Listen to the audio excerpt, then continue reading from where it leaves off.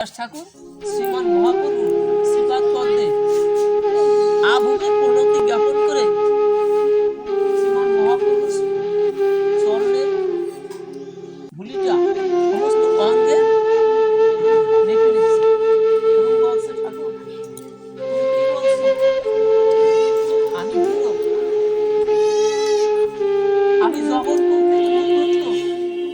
আমি জবন, আমি ছোট জাতি, আমি কি করে এই নদিয়া নবদ্বীপের দীক্ষাগুরু কি করে হব এবং আমার মুখে মহামন্ত্র হরিনাম শ্রবণ করে জগতের জীব কি করে উদ্ধার পাবে? এটা আমার জানি কথাটা কেমন লেগে যাচ্ছে।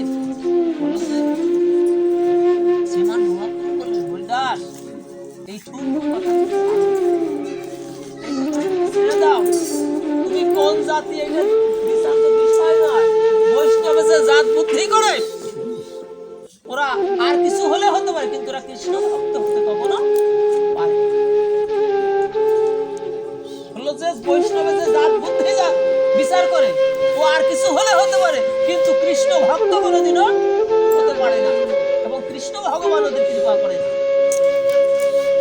অতএব তুমি ও কথার মুখ দিয়ে বলবে না, সাথে তুমি আটকে ধরো, এ কথা তুমি কখনো বলো না। কারণ তুমি হচ্ছে নাম আচার্য, তুমি নিজে আচরণ করে করে তুমি জগৎবাসীকে শিখাচ্ছ, জগৎবাসীকে উদ্ধার করছো।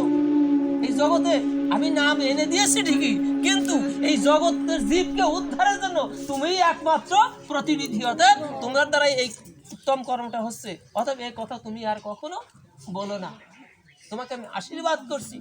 এবার শ্রীমান মহাপ্রভু পায়ের উপর যখন পড়ে গেলেন, এরপর হরিদাসকে ধরে উঠিয়ে বলল, হরিদাস তুমি জগতের শ্রেষ্ঠ গুরু হবে, তোমাকে আমি আশীর্বাদ করছি। বলে যে প্রভু, আমি তোমার চরণের সেই রেণু হওয়ার যোগ্যতা, তোমার চরণের আশীর্বাদ, তোমার আশীর্বাদ পাওয়ার যোগ্যতা তোমার নেই।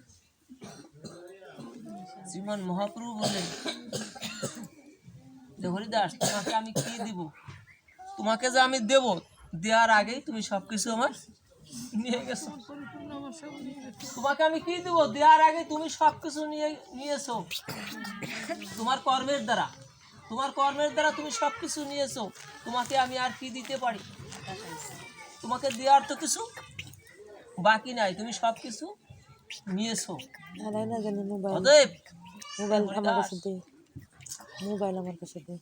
আমি তোমাকে এই আশীষ দান করতেছি, এই জগৎ সংসারে যদি কেহ তোমার সঙ্গ করে, তাহলে সে আমার সঙ্গ থেকে বঞ্চিত না, সে ভগবানের সান্নিধ্য অচিরেই লাভ করবে, যদি শুধু তোমার সঙ্গ কোনো ভক্ত করে থাকে। তার কারণ তুমি হচ্ছ নাম আচার্য হরিদাস। অতএব তোমার সঙ্গ যদি কোনো ভক্ত করে এবং তোমার প্রসঙ্গ কীর্তন যদি কেউ করে, তাহলে সেই ভগবানের সান্নিধ্য অচিরেই সেই ভক্ত লাভ করে।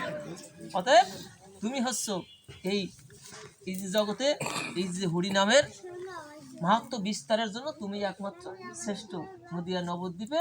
অতএব তোমাকে আশীর্বাদ দান করতেছি, এই জগৎ তোমার দ্বারাই উদ্ধার হবে। হে